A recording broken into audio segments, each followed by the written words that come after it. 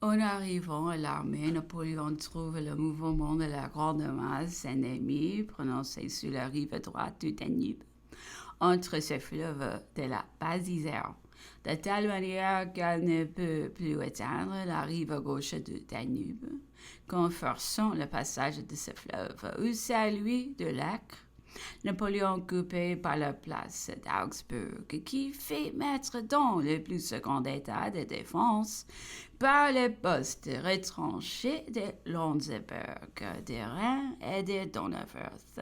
Tous les passages qui, sur la rive droite du Danube portant en Souabe, ils donnent aussi l'ordre de défendre à Ratisbonne le passage vers la Franconie.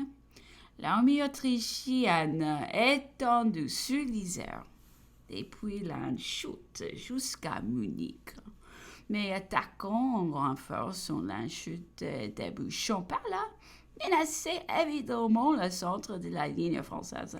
C'est au plus actif réunir ses forces. Mais sommes-nous à temps de le faire sur la rive droite du Danube?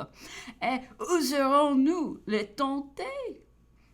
En marchant sur la rive opposée, il y aura un passage de fleuve à opérer et par conséquent, rien de décisif dont peut résulter. Cependant, l'ennemi était plus rapproché de Neustadt sur le Danube et du point de concentration que nos ailes. Il avait son ordre de marcher en avant, c'est derrière ces lignes de retraite tout bien assurées. Malgré tous ces avantages, Napoléon ordonne le mouvement général sur la rive droite et par des marches des flancs. À Davout, de Ratisbonne sur Neustadt à Massena, d'Augsbourg sur Pfaffenhofen. Lui-même se porte au centre au poste du danger et des difficultés pour arrêter la tête de colonne de l'ennemi. Elle a assez le temps et c'est rapide à elle et de se rejoindre. Et puis tout autre. Et avec d'autres troupes, cette manœuvre était forte, scabreuse. Mais peu Napoléon, c'est comme il le disait, un calculateur.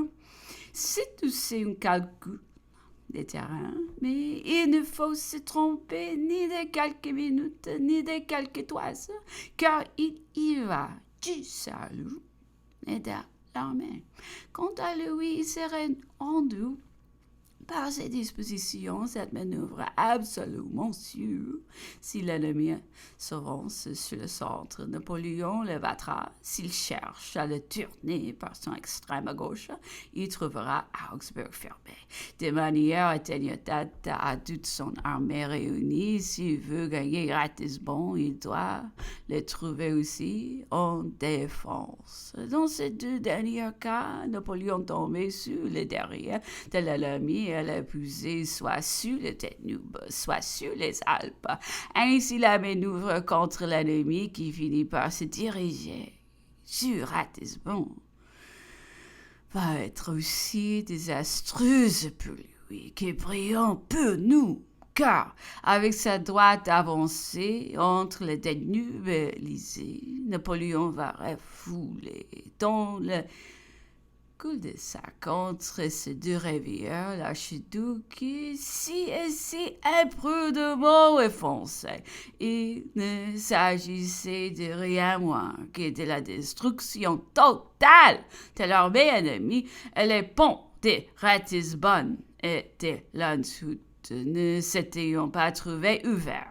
Napoléon annonce à Massena qui, pour cette grande et décisive manœuvre, il va refuser sa gauche, avancer sa droite et contre le 18, le 19, le 20, toutes les affaires de l'Allemagne seront décidées. Ici se trouve cette belle manœuvre qui voulut probablement mentionner l'empereur, c'est-à-dire les dispositions préparatoires de la bataille, et elles sont en effet admirables.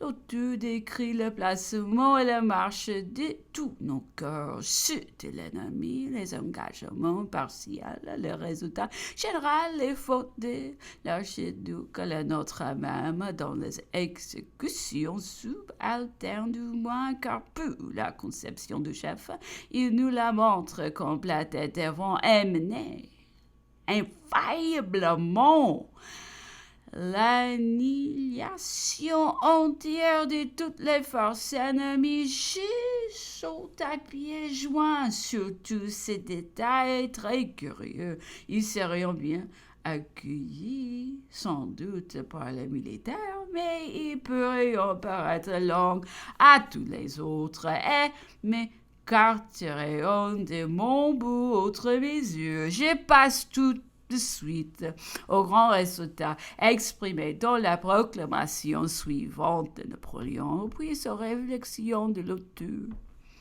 Soldats, dit l'empereur, vous avez justifié mon attente.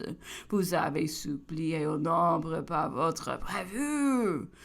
En peu de jours, vous avez triomphé dans les 3 batailles d'Abensberg et d'Ackmühl, et dans les combats des Pessy, de Landshut et de Ratisbonne, 100 pièces de canon, 40 drapeaux, 50 000 prisonniers, 3 équipages, 3 000 voitures attelées portant les bagages, toutes les caisses de régiment. Voilà les résultats de la rapidité de vos marches et de votre courage. Naguère, l'ennemi s'est prometté de porter la guerre au sein de notre patrie. Aujourd'hui, des faits épouvantés.